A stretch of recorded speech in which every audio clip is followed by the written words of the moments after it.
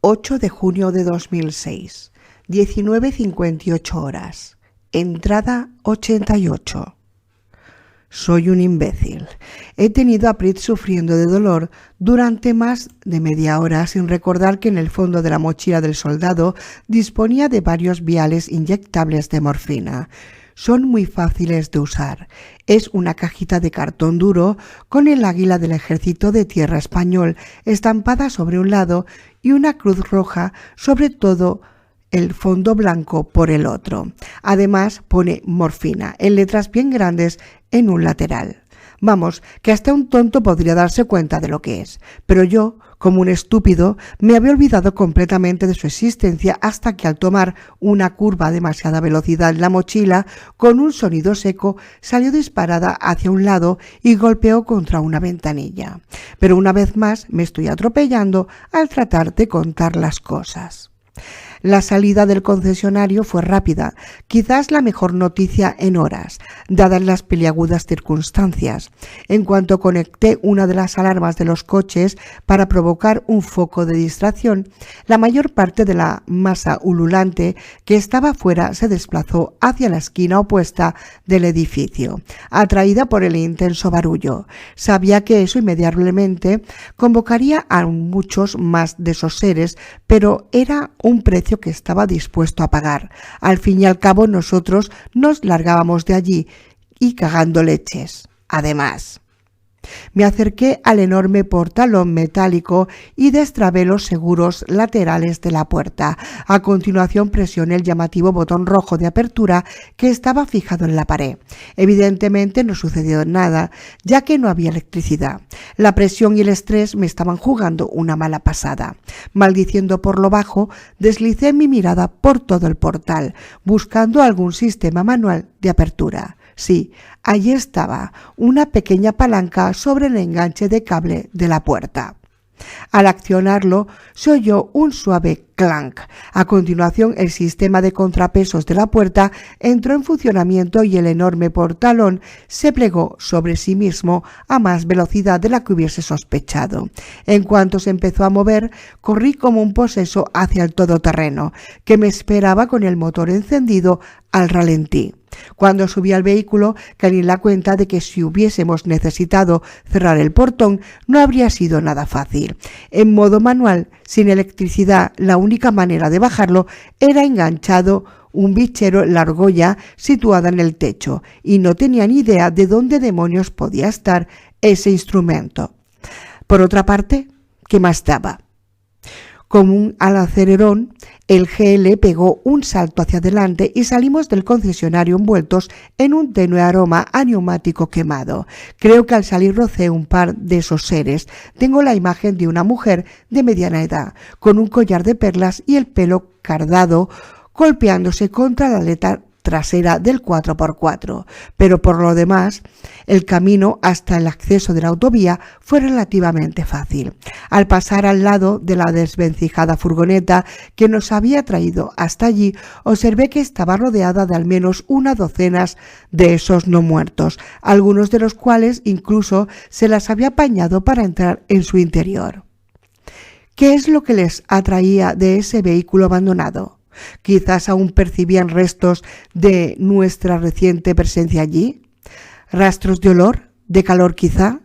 ¿Quién sabe? Lo único cierto es que esos seres parecen tener atrofiadas a disminuidas muchas de sus cualidades humanas, pero en compensación parecen haber desarrollado otro tipo de sensibilidades más sutiles y más peligrosas para nosotros. Mierda. No fue hasta pasados un par de kilómetros cuando caí en la cuenta de que aquel GL llevaba instalada una pequeña pantalla en el salpicadero. Tardé un rato en darme cuenta de que aquello era un GPS. Lógico, era un vehículo de alta gama. Mientras le daba al botón de encendido, rezaba para que aquel trasto todavía funcionase.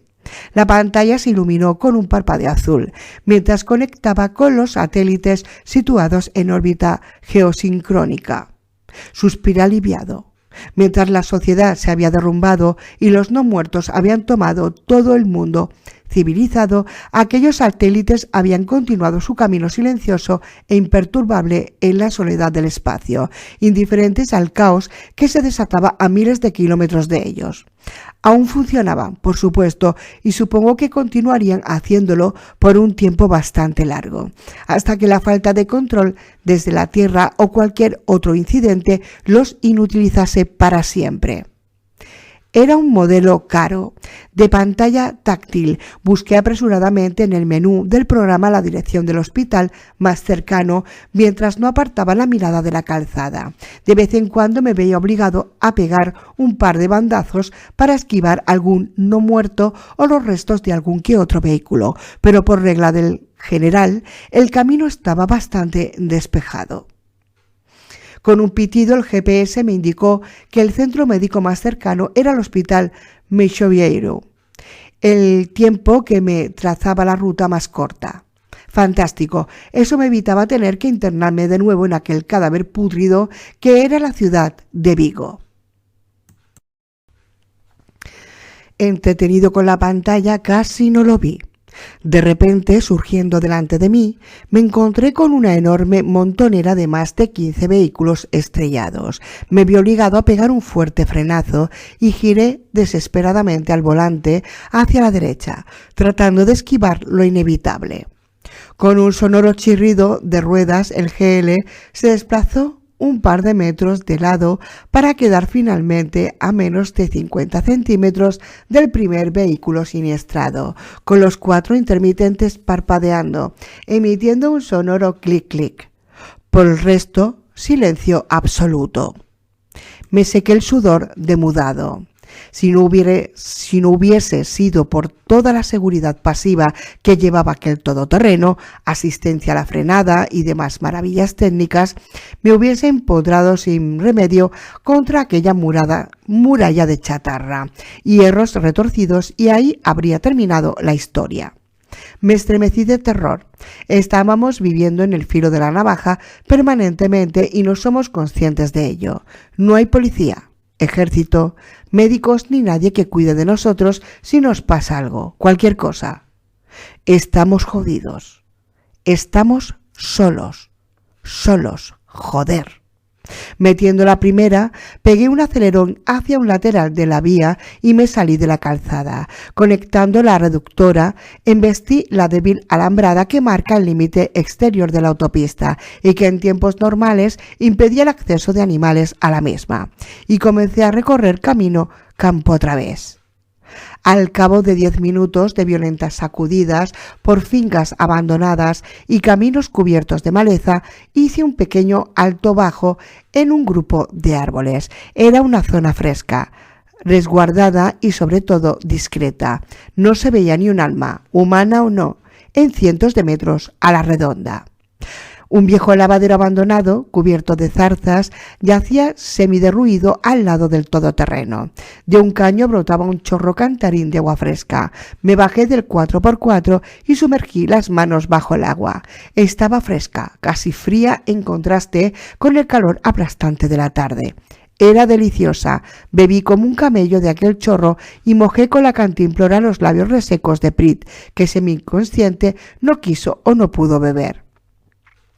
Le toqué la frente, estaba ardiendo, o estaba padeciendo un shock postraumático, o bien las heridas estaban comenzando a infectarse. Fuera lo que fuese, necesitaba antibióticos y los necesitaba ya. Le inyecté un vial de morfina para calmar sus dolores y me subí de nuevo al coche, abandonando aquel breve momento de paz. Arrancamos en medio de una enorme polvareda. Aún nos quedaba mucho camino por recorrer. 12 de junio de 2006, 20:59 horas, entrada 89.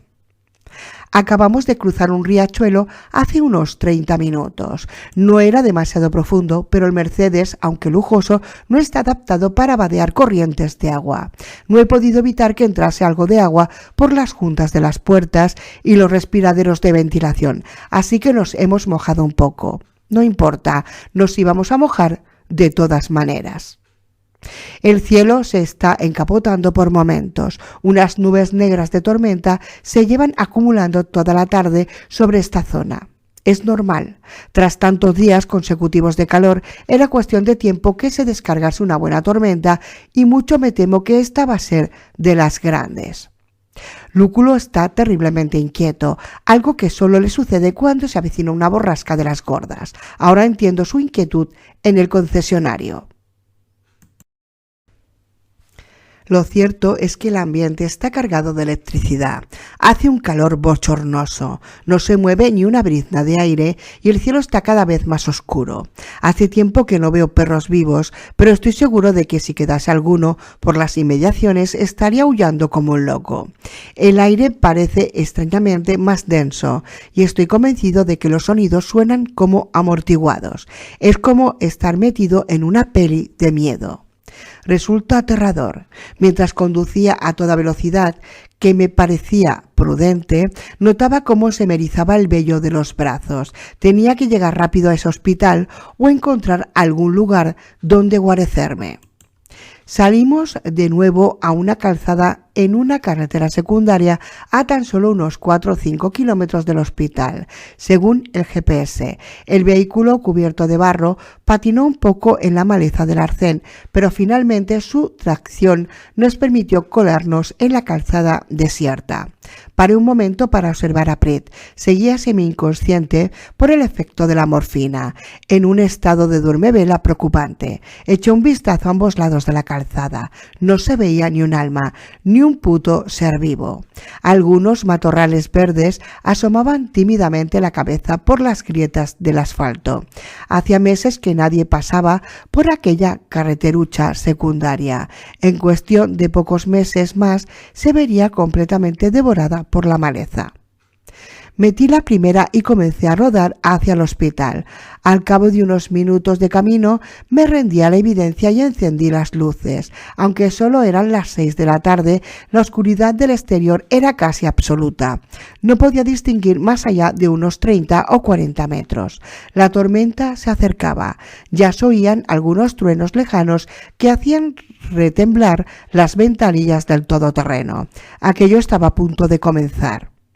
Reconozco que estaba acojonado y que aquella atmósfera me volvía sugestionable, pero el susto que me llevé 500 metros más adelante casi me provoca un infarto.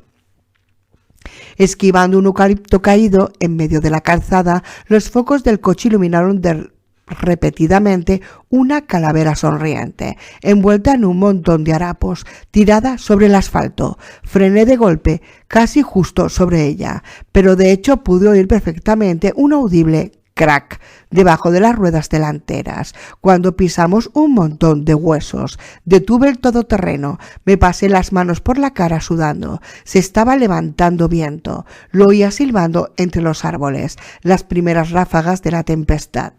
Adivinaba algo enorme justo enfrente del vehículo, pero en la negrura del atardecer no veía exactamente qué era. Aquel sitio tenía algo en particular, algo tenebroso. Amartillé el AK, dolorosamente consciente de lo poco que sabía del manejo de armas de fuego, y bajé del todoterreno, cuyo motor ronroneante era el único sonido de la tarde-noche, junto con el rugido del viento. Dejándolo a mi espalda, comencé a andar cautelosamente hacia el frente, en el espacio iluminado por los dos focos del vehículo. Veía mi sombra proyectándose delante de mí, a medida que me acercaba hacia ella y aquella figura negra que estaba al fondo.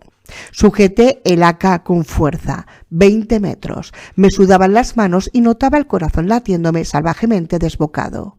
15 metros. Aquella masa informe ocupaba casi la mitad de la calzada, pero aún no podía adivinar qué era. El viento caliente me envolvía como una manta. 10 metros.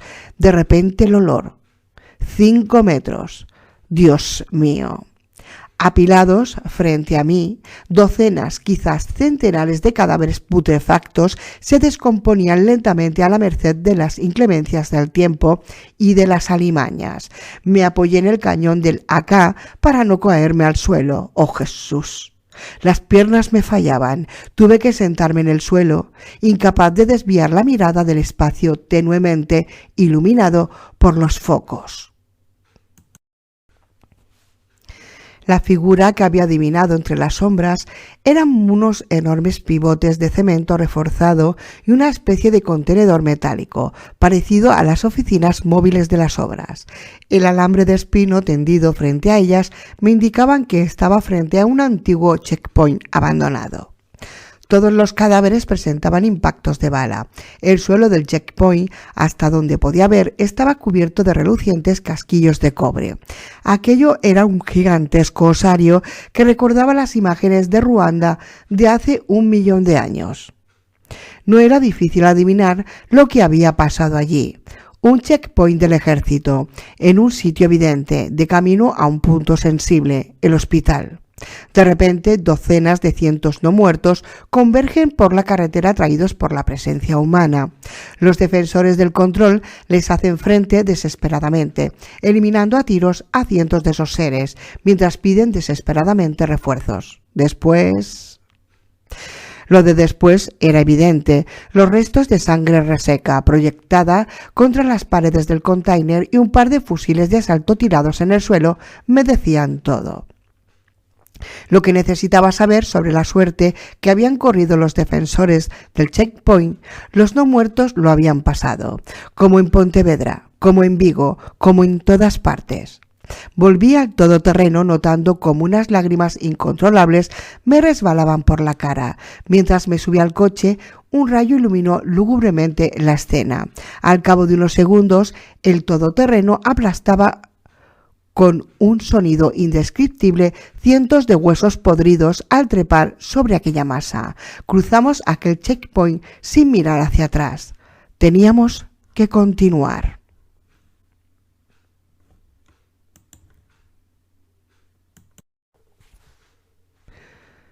...14 de junio de 2006... ...19:48 horas... ...entrada 90... El relámpago fue tan espectacular que tiñó por unos segundos de un azul malsano todo el horizonte. A continuación, un trueno terrorífico descomunal hizo vibrar las ventanillas del todoterreno, con un sonido bronco y profundo que se prolongó al menos 7 u 8 segundos. Fue como el pistoletazo de salida. A partir de aquel momento, los relámpagos y los truenos se sucedían con una cadencia constante, uno cada minuto y medio aproximadamente. Aún no había roto a llover, pero el aire ya tenía un intenso aroma a ozono. Iba a caer una tromba de las buenas. Una bandada de cuervos y gaviotas, gordas y relucientes, levantaron el vuelo asustadas por el rugido del motor del GL, a mi paso. Con el transcurso de los meses he aprendido a discriminar las imágenes que me asaltan y a no contemplar aquellas que me resultan más desagradables. Demasiadas, desgraciadamente. Sin embargo, no pude evitar ver qué era lo que habían estado devorando las carroñeras hasta hacía un momento.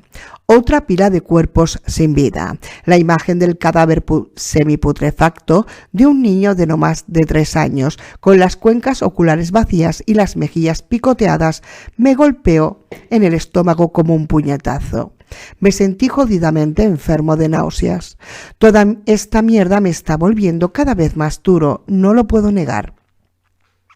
Pero aún tengo el suficiente sentimiento y sensibilidad como para sentir que me vuelvo loco por segundos. La carretera secundaria desembocaba bruscamente en una vía mucho más ancha y más cuidada a poco más de 1 kilómetro de hospital, según el GPS. Estaba al lado de lo que parecía ser una pequeña tienda de muebles o algo por el estilo. El entorno en general era boscoso, una densa masa de eucaliptos y pinos que se sacudían salvajemente azotados por el vendaval. La calzada, abandonada desde hacía meses, estaba cubierta de ramas, cortezas de árboles y algún que otro montón de cadáveres putrefactos. Los no muertos habían pasado en manada por allí, pero la resistencia debió de ser dura. Tenía la sensación de estar acercándome al escenario de una catástrofe. Estaba a sentir el vértigo. Lo empezaba a sentir. De las sombras del edificio, de los muebles, se desprendieron una media docena de figuras tambaleantes que comenzaron a caminar hacia el GL. No podía quedarme allí por más tiempo. Incorporé el vehículo a la calzada principal y me fui acercando lentamente hasta el hospital, esquivando cautelosamente las ramas caídas en la calzada y algún que otro paseante inoportuno que trataba inútilmente de arañar el coche. De repente algo me llamó poderosamente la atención. Un par de los no muertos que vagaban por la calzada iban vestidos con los restos harapientos de lo que parecían pijamas de hospital. Me estremecí de terror. Si el Meixoeiro estaba infestado de no muertos, entonces estábamos realmente jodidos. La última curva de la carretera conducía a la cima de una pequeña loma, desde donde se podía contemplar el hospital. Cuando llegué allí pegué un frenazo y muy a mi pesar me detuve por un momento. Contuve la respiración. Joder. El hospital Meixoeiro es una inmensa y moderna mole de acero, vidrio y cemento, perteneciente al Sistema Público de Salud, un edificio gigantesco, laberíntico, construido en diversas fases y con kilómetros de pasillos y salas.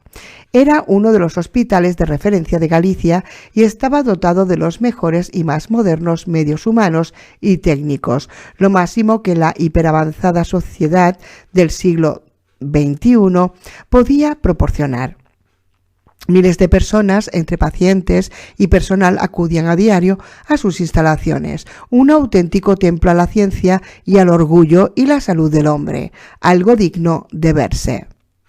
Ahora, sin embargo, aquel parecía un lugar surgido de una pesadilla. Todas las ventanas orientadas en dirección norte parecían haber saltado hechas pedazos por algún motivo desconocido. Por los huecos oscuros de las ventanas rotas asomaban jirones de cortinas rasgadas y descoloridas, flameando alocadamente entre las ráfagas de viento. Una cañería de fecales debía haber reventado hacía tiempo en la cuarta planta y un limo negro, reseco y maloliente cubría un sector de la fachada. Sin embargo, lo que realmente convertía en aterrador el panorama era la total ausencia de luz, sonido y movimiento. El inmenso edificio se alzaba como un monolito negro y oscuro y vacío de vida. Todas las ventanas estaban absolutamente oscuras y el túnel de acceso a urgencias, cubierto de sombras, parecía la entrada a una mina profunda. Un inciso, yo me lo imagino y tiene que ser un miedo aterrador, porque ya un hospital ya impone, con gente viva dentro, entrando y saliendo, ya impone un poco. Imaginaos sin luz y sin nada y con la que está cayendo aquí. Madre mía. Sigo con el libro. En torno al edificio podía ver lo que parecían los restos de una actividad frenética y apresurada. Docenas de coches particulares, vehículos patrulla de los municipales y la Guardia Civil, y ambulancias abandonadas de cualquier manera, muchas de ellas con todas las puertas abiertas de par en par. Lo peor es que algunas cubiertas de una costra oxidada que no podía ser otra que sangre reseca, las camillas y material médico inservible, abandonado aquí y allá, como si en un momento de desbordamiento hubiesen tenido que improvisar un apresurado hospital de campaña en la explanada delantera del edificio. Un autobús del servicio urbano, con las ventanillas cubiertas de cuajarones de sangre reseca, yacía aparcado de cualquier manera encima de un parterre de césped, como si un conductor borracho lo hubiese dejado allí de cualquier manera. En las puertas batientes de la parte trasera del autobús podía ver perfectamente dibujado en sangre el contorno de varias palmas de la mano. Solo Dios sabe la historia que podría contar aquel vehículo si hablase. Una hilera doble de sacos terreros y barreras de hormigón armado cubrían todo el perímetro y en algunos lugares se veían zonas especialmente reforzadas en lo que supuse que en algún momento habían sido puntos de control. Como en el camino, como en todas partes, desde hacía unos cuantos kilómetros, restos de casquillos de bala y cadáveres putrefactos por doquier. Sin embargo, sorprendentemente, en torno al hospital había muchos menos de los que se podía haber esperado. Era curioso. No tardé en corregirme mentalmente. Cuando la enorme masa de no muertos llegó hasta allí, los defensores ya debían de estar diezmados, agotados y casi sin munición. Para los engendros debió ser fácil superarlos. Después, la carnicería. Noté el sabor amargo de la bilis en la boca. Me imaginé un hospital repleto de personas heridas, refugiados, niños. Y de repente, docenas, cientos de esas cosas irrumpiendo por todas partes. ¡Oh, Cristo bendito! Aquel lugar estaba lleno de dolor, muerte y desesperación. Aquel edificio oscuro y silencioso que se erguía ante nosotros era una enorme tumba. O algo peor. Sin embargo, no me quedaba más remedio que entrar. Prince necesitaba el material médico que hubiese allí dentro. No teníamos más opciones.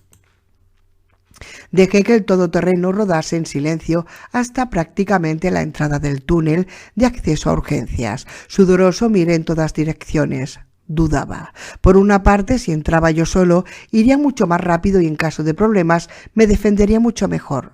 Por otra parte, no me atrevía a dejar a Prit en estado semi-inconsciente y a solas, abandonado en aquel aparcamiento, a merced de esas cosas, mientras yo recorría las entrañas de aquel edificio. Y además estaba Lúculo. ¡Joder! Un enorme trueno que sonó como un gigantesco ¡kabum! Me sobresaltó de golpe, sacándome de mis cavilaciones. El tiempo corría. Un enorme goterón impactó con la fuerza de una bala contra el parabrisas, salpicando en 1000 direcciones, y a continuación otro y otro más, en una rápida sucesión. Estaba empezando a diluviar. La tormenta llegaba. 20 de junio de 2006, 20:32 horas, entrada 91.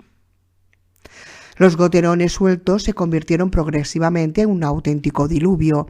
Pronto el sonido de los truenos quedó ahogado por el rugido que producían millones de gotas al impactar contra el suelo. Calculé a ojo que no debía estar a más de unos 20 metros del túnel de entrada a urgencias. No podía ir con el todoterreno más allá. Unos enormes cubos de hormigón armado cruzados en la calzada y un montón de sacos terreros impedían el paso rodado. Una garita cubierta a unos 3 metros a mi izquierda debía haber servido de refugio al guardia que en otro tiempo me tendría que haber dado el alto, pero ahora no había ni un alma a la vista. Aquel escenario desierto, iluminado por los relámpagos, ponía los pelos de punta.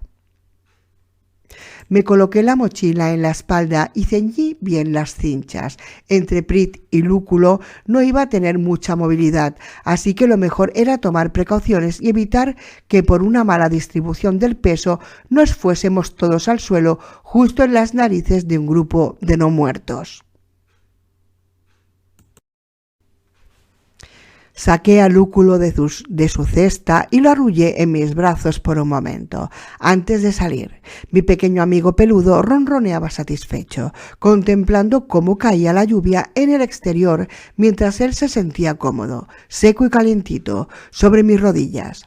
Le rasqué detrás de las orejas, contemplándolo con cariño. Ya desde que era tan solo una diminuta bola de pelo, le gustaba acomodarse en el radiador y contemplar las cortinas de agua que caían en el jardín de la casa los días de temporal. El recuerdo de mi casa, de mi vida, del mundo entero, antes de que se desencadenase el caos, me traspasó como una daga. Echo de menos mi casa, echo de menos mi trabajo, mis amigos, mi vida, pero sobre todo echo de menos a mi familia. Hace meses que no sé nada de mis padres o de mi hermana, por no hablar de la tonelada de primos, tíos y amigos que tenía, repartidos por toda Galicia. A lo largo de todo este tiempo he procurado mantener mi mente ocupada con mi propia supervivencia y no pensar mucho en todo ello. Cada vez que lo he hecho, en un momento u otro, he tratado de autoengañarme pensando que seguramente estarían cómodamente instalados en algún refugio seguro o en alguna zona a donde estos monstruos no hubiesen llegado. Ahora sé que todo eso es mentira. Estos seres de ultratumba están por todas partes y han llegado a todos lados. No hay ningún sitio seguro y nadie está a salvo. Todos los supervivientes estamos sumergidos en un inmenso cubo de mierda y los bordes del cubo están desesperadamente lejos. Noté como unos lagrimones se me asomaban a los ojos. Respiré profundo, me rasqué la cara y sacudí la cabeza, tratando de poner en blanco mi mente. Si empezaba a llorar, no iría a poder parar. Me derrumbaba. Estaba jodido. El puto instinto de supervivencia se puso en marcha de nuevo y algo en lo más recóndito de mi hipotálamo segregó las suficientes endorfinas como para ponerme en funcionamiento. Aún así, el dolor seguía dentro, hondo, clavado y supurando pus. En algún momento tendría que afrontarlo y tratar de arrancarlo de mi corazón, pero ahora no, aún no. Con cautela presioné la manilla de la puerta y la abrí procurando hacer el menor ruido posible. En cuanto puse un pie fuera del coche, una violenta ráfaga de viento arrastró contra mi cara una auténtica cortina de agua. Los truenos y los rayos se solapaban uno detrás de otro y la oscuridad en aquel momento ya era casi absoluta. Cerré la puerta detrás de mí y permanecí en cuclillas por unos instantes, con la espalda apoyada en el todoterreno. No veía nada que pudiera parecer peligroso, pero el instinto me decía todo lo contrario. ¡Qué cojones! Para ser honestos, el instinto me gritaba a voces que saliese de allí cagando leches. A poco más de 6 metros de mí podía ver el cadáver semiputrefacto de un policía nacional con uniforme de antidisturbios. El inconfundible color azul se había desvaído en algunas partes por efectos del sol y en otras tenía un color negruzco oxidado, producto de las manchas de sangre y fluidos del cuerpo. De cintura hacia arriba, de hecho, el cuerpo no era más que un inmenso montón de carne desgarrada y maloliente. De la cabeza, ni rastro. Me sobrecogí con la escena. No sabía si habían sido las alimañas o los no muertos los que habían desfigurado hasta el punto aquel cadáver, pero parecía una imagen sacada de la mente de un carnicero demente. Sentí arcadas, pero no vomité. No pude evitar sorprenderme a mí mismo. Me debo estar volviendo un machote o un desequilibrado al que ya no le afecta gran parte de esta mierda, según se mire. Me acerqué hasta el cadáver. Conteniendo el aliento, abrí la pistolera que llevaba colgada en la cadera derecha y extraje una reluciente pistola negra.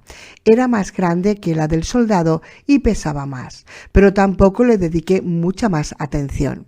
No tenía tiempo. A continuación me incliné sobre una de las botas de combate del policía y comencé a desatarle el cordón. El pie estaba negro y putrefacto por la acumulación de líquidos en la parte baja del cuerpo y desprendía un olor nauseabundo, así que procuré aligerar la tarea lo máximo posible. Finalmente tuve un cordón de unos 2 metros de longitud en mi poder. Con la pistola y el cordón volví de nuevo al todoterreno, ya calado hasta los huesos, agarrando por la panza a un sorprendido lúculo, até un extremo del cordón a su collar y el otro a mi muñeca con un doble haz de energía. A continuación me colgué el AK y el arpón cruzado sobre el pecho y arrastré el cuerpo inconsciente de Prit hasta el exterior. La auténtica ducha que era aquel diluvio tuvo la virtud de despertar al ucraniano. Con un gemido me indicó que aún estaba vivo, pero que aquello le tenía que estar doliendo demonios. Pasándome su brazo sobre los hombros, comenzamos a caminar hacia el túnel de acceso, mientras que con la mano libre sostenía la pistola y arrastraba a un indignado lúculo que a la humillación de verse tratado como un vulgar perro con correa le sumaba el hecho de estar empapándose debajo de aquel diluvio. Nuestra marcha era dolorosamente lenta. Prit apenas podía andar y yo estaba cargado como un burro con el equipo. Aquellos pocos metros me parecieron kilómetros. El gato tironeaba con saña del cordón, tratando de ponerse a cubierto del aguacero, y cada vez que pegaba un salto, el recio cordón de la bota se me clavaba profundamente en la muñeca, lanzando oleadas de dolor brazo arriba. Debíamos componer una estampa surrealista. Pronto caí en la cuenta de que si un no muerto aparecía frente a nosotros de golpe, apenas podría defendernos con ambos brazos inmovilizados. Eso sirvió como acitate para apurar el paso. Es que ¿a quién se le ocurre ir así de cargado con el gato y con el... déjalos en el... ¡Ay, madre mía! Al cabo de algunos segundos alcanzamos el túnel de acceso a urgencias. El techo acristalado que se extendía sobre nosotros servía como una caja de resonancia a los millones de gotas de lluvia que caían incesantemente. Haciendo un extraño, conseguí sacar la linterna del bolsillo y enfocar el haz de luz al fondo del corredor. Olía podrido y a algo más.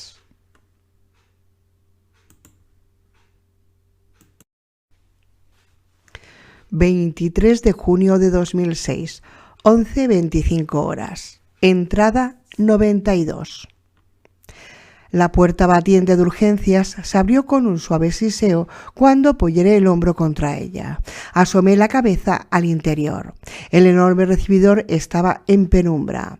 Una suave luz tamizada se filtraba a través de un par de ventanas rectangulares de gran tamaño que corrían pegadas al techo. Una de ellas tenía un par de inconfundibles agujeros de bala marcados justo en la mitad. El vestíbulo parecía un auténtico matadero abandonado. Enormes manchas de sangre reseca de color marrón oxidado salpicaban el suelo y las paredes. En algunos puntos daba la impresión de que se había vaciado cubos enteros. El olor dulzón y nauseabundo de la sangre seca se mezclaba con el aroma a putrefacción, a alimentos estropeados y a sudor rancio. Era sutil, débil y escaso, pero inconfundible. Olía a sudor humano. Alguien había estado sudando en aquel espacio cerrado. Lo que no era capaz de precisar era si había sido o hacía 3 horas o 3 meses. Tampoco soy un puto perdiguero. Tirados de cualquier madera por todas partes podía haber ropa abandonada, restos de vendajes usados, camillas cubiertas de fluidos resecos e incluso un par de equipos de reanimación con las palas colgando. El conjunto no era muy acogedor, que digamos. Sin embargo, lo más sobrecogedor de toda aquella estampa macabra eran las docenas de huellas y pisadas manchadas de sangre que se entrecruzaban por doquier. Muchos pies, y cuando digo muchos me refiero a muchos, habían pisoteado los charcos de sangre, dejando un rastro aparentemente errático. Había huellas grandes, huellas pequeñas, incluso de niños, zancadas largas, pies arrastrados, una colección completa. Sin embargo, no se veía a nadie y tampoco podría asegurar que esas huellas fuesen de seres vivos. Casi desfallecido, dejé caer a Prit en una silla de ruedas de urgencias. Con alivio me desaté al lúculo de la muñeca y lo enganché en un radiador de la oficina de recepción. Aunque se quedó bastante dolido por este gesto y se moría de ganas de explorar aquel sitio nuevo, no podía permitir dejarlo suelto por ahí, no sin saber primero qué es lo que nos podíamos encontrar. Había cadáveres por el suelo, por supuesto, pero bastantes menos que en el exterior. Supuse, mientras evitaba de milagro pisar a una mujer tremendamente inflada por los gases de la descomposición, que la mayoría de aquellos desgraciados no eran no muertos, abatidos a disparos, sino víctimas inocentes que habían sido mutilados por estos con tal salvajismo que estaban más allá de cualquier posibilidad de resurrección.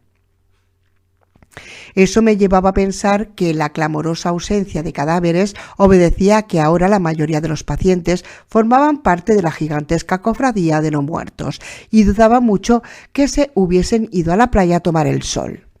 De repente, un estruendoso sonido metálico me dejó totalmente paralizado.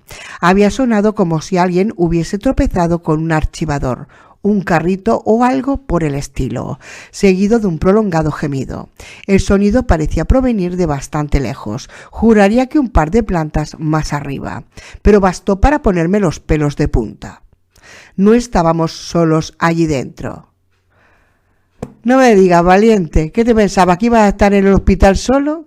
¡Ay, señor! No pensaba dedicarme a recorrer un hospital a oscuras, abandonado y lleno de cadáveres, solo para identificar la fuente de un ruido. Fuera lo que fuese o quien fuese, por mí podían darle mucho por sus partes. Personalmente yo ya estaba cagado de miedo justo en la entrada como para pensar en adentrarme en las entrañas del edificio.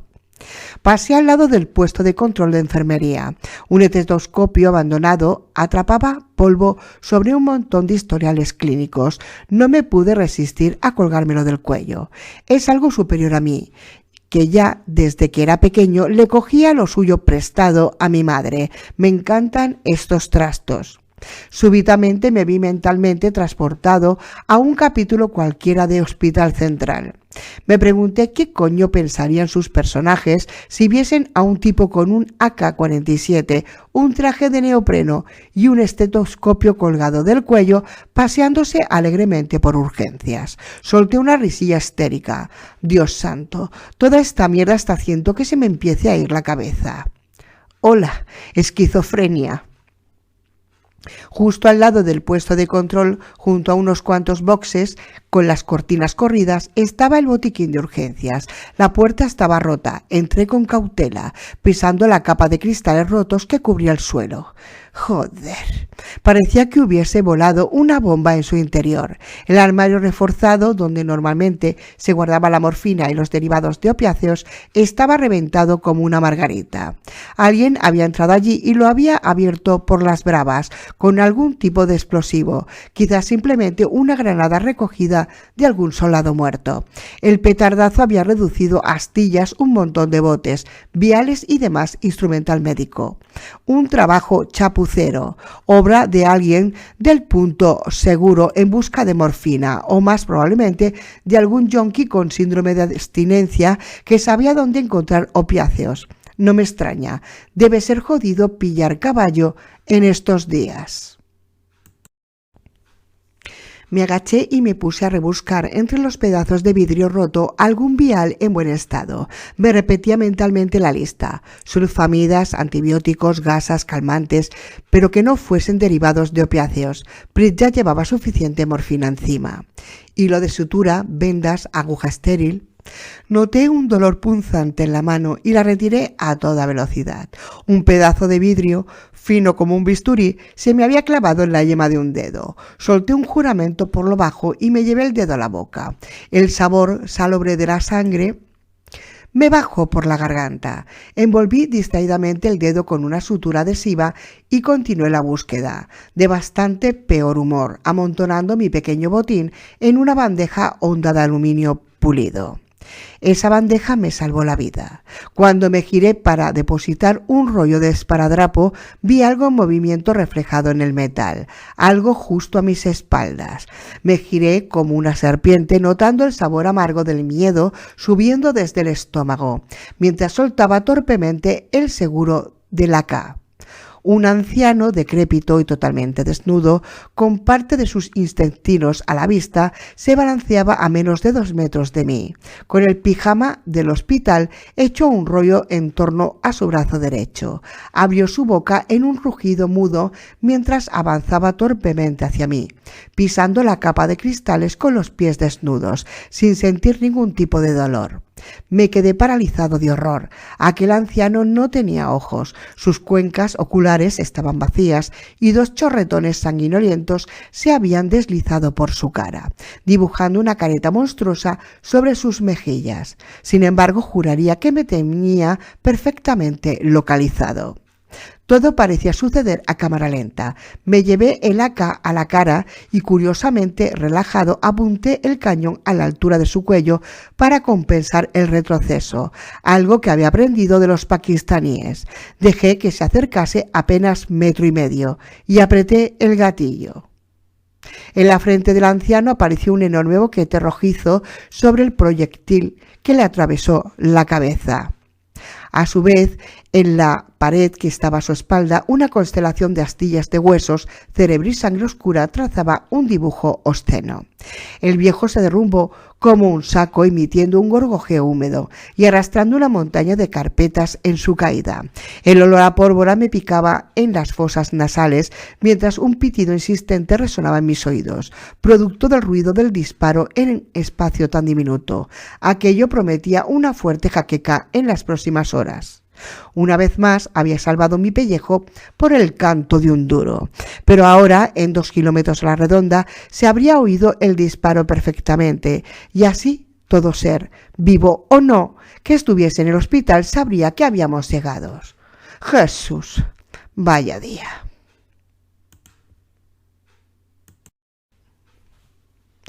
...26 de junio de 2006... 13:40 horas... Entrada 93.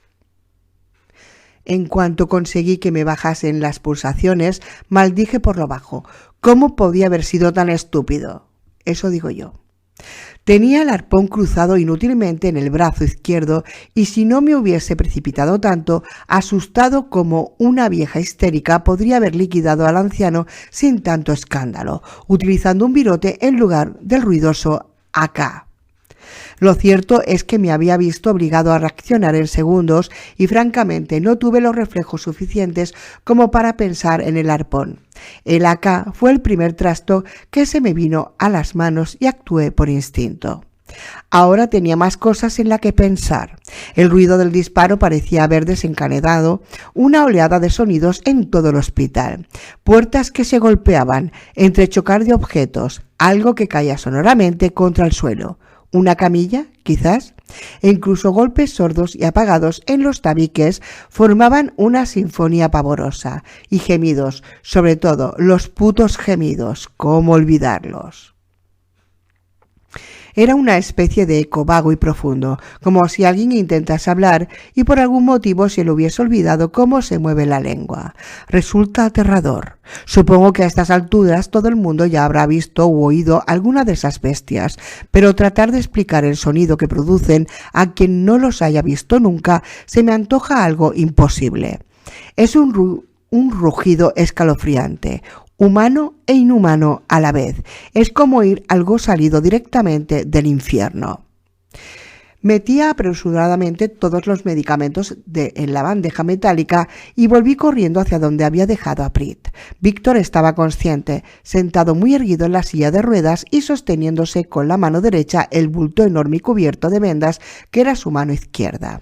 Parecía algo atontado por la morfina y estaba blanco como el papel, pero por el resto parecía plenamente consciente y alerta. Y asustado. Tan jodida y asquerosamente asustado como yo. Me preguntó qué había sucedido y dónde coño estábamos. Rápidamente le puse al corriente de todo lo acontecido en las últimas horas, desde el momento en que había sufrido el accidente hasta que le había dejado sentado en aquella silla en medio de una habitación abandonada y a oscuras. Entonces caí en la cuenta del enorme susto que se debía haber llevado el ucraniano al recuperar la conciencia y verse solo, herido y entre tinieblas en un lugar desconocido y lleno de ruidos. Me llega a pasar a mí y me da un infarto, seguro. Dudé por un momento sobre si debía hablar de sus heridas. ¿Qué demonios? Tiene ojos y no es idiota, pensé. Le conté que me daba la impresión de que había perdido un par de dedos en la mano izquierda y que el anular no tenía muy buen aspecto. El ucraniano no pestañeó y fríamente me preguntó si algún tenía el pulgar. Asentí. Esto pareció relajarle un poco. Con aire flemático me dijo que mientras dispusiese del pulgar y de un par de dedos para oponerle, la cosa no era tan grave. Cosas peores he visto yo, añadió. Tendrías que haber visto a mi amigo Misha en el 95 después de un impacto de 37 milímetros en su aparato. Él sí tenía un problema. Yo estoy relativamente bien. Saldré de esta. Ahora, haz el favor de pasarme ese jodido acá y deja de montar barullo, por Dios, que aquí nos jugamos el culo. La sensación de alivio fue tan abrumadoramente enorme que casi me saltan las lágrimas, a pesar de que sabía que la aparente tranquilidad de Prit era tan solo una pura fachada. El simple hecho de oír su voz hizo que me sintiese menos solo. Le tendí el pesado acá. El ucraniano lo cruzó diestramente sobre su brazo herido, mientras que con su mano sana repasaba el cargador sin ni siquiera una mirada. Parecía perfectamente capaz de defenderse a una sola mano.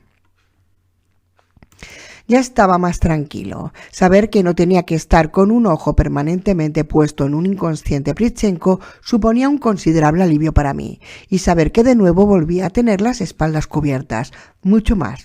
De todas formas, por mucho que Víctor se hiciese el duro, podía leer el miedo y la ansiedad en sus ojos, y además no me olvidaba que el ucraniano necesitaba atención médica urgente, o el sucedáneo de atención médica que le pudiera proporcionar yo, lo que fuera, pero lo necesitaba ya. Era hora de salir pitando de allí, antes de que el panorama se pusiera aún más feo. Dejé a Lúculo al cuidado de Prit, aunque juraría por la expresión de mi gato que no se sentía muy conforme con el hecho de perderme de vista, y me adentré de nuevo en el corredor de acceso a urgencias. Era necesario comprobar que el camino estaba libre.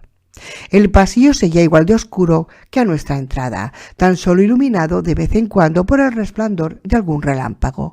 Ahora lo peor de la tormenta eléctrica parecía haber pasado, aunque aún seguían cayendo numerosos rayos a un ritmo, eso sí, mucho menor. Sin embargo, el aguacero, lejos de remitir, parecía haber aumentado en intensidad. Auténticas cortinas de agua se precipitaban en oleadas desde el cielo, que ahora estaba teñido de un oscuro color violáceo, y el viento poco a poco iba alcanzando velocidades huracanadas. Ramas desgajadas, cortezas de árbol y docenas de objetos identificables volaban sin control de un lado a otro a través del amplio aparcamiento delantero, mientras remolinos de lluvia impedían la visibilidad más allá de unos cuantos metros. Pero eso era lo de menos. Y tanto. Docenas de no muertos, ocupando toda la superficie de cemento exterior, se tambaleaban debajo del chaparrón, moviéndose lentamente hacia el hospital. Me quedé casi sin respiración, anonadado por aquella escena. No había visto semejante concentración de esos seres desde los primeros días de la plaga, y francamente la imagen era sobrecogedora. Había hombres, mujeres y niños de toda edad y condición. Algunos parecían estar aparentemente intactos, mientras otros presentaban terribles heridas que iban más allá de lo que un ser humano normal podría soportar. La gran mayoría llevaba puestas las ropas que vestían en el momento en que se transformaron en una de esas cosas. Otros, los menos, iban completamente desnudos o con la ropa hecha jirones a causa del tiempo. Los accidentes, o Dios sabe qué motivos, resultando doblemente perturbadores a la mirada. Pude ver incluso a un par de ellos con toda la superficie de su cuerpo chamuscada y renegrida, como si hubiese sido pasto de las llamas. El fuego había desfigurado tanto sus facciones que resultaba imposible identificar su sexo o edad. Otros presentaban amputaciones severas, como si hubiesen sido triturados por una explosión. La variedad de aquel catálogo de los horrores era infinita. De la enorme multitud salía un coro de gemidos espeluznante. El ruido que producían cientos de pies, calzados o descalzos, arrastrándose por el suelo, producía un sonido rasposo que solo era apagado por el ocasional estampido de un trueno. Los rayos iluminaban aquella escena espectral que parecía salida de lo más profundo de las tinieblas. El agua que caía desde el borde del túnel de acceso me chorreaba directamente en el cuello. pero yo ni siquiera era consciente de ello. Aún oculto entre las sombras que proyectaba el inicio del pasillo, toda mi atención estaba concentrada en aquella enorme marea humana, no exactamente humana, me corregí amargamente, que poco a poco iba acercando todo el campo visual que tenía desde mi posición. Me desvané los sesos por unos instantes tratando de comprender de dónde podía haber salido semejante muchedumbre. La respuesta, por obvia, estalló en mi cabeza con completa claridad. El entorno del hospital, donde había huellas evidentes de una carnicería, debía estar plagado de docenas, quizá cientos de esos seres. El rugido del motor mientras nos acercábamos los había atraído de nuevo hasta este punto con la misma intensidad con la que una lámpara de jardín atrae a las polillas nocturnas, solo que en esta ocasión, en vez de continuar nuestro camino, nos habíamos detenido, dándoles el tiempo necesario para que nos alcanzasen, y ahora ya no estábamos en posición de salir de allí cagando leches. Genial.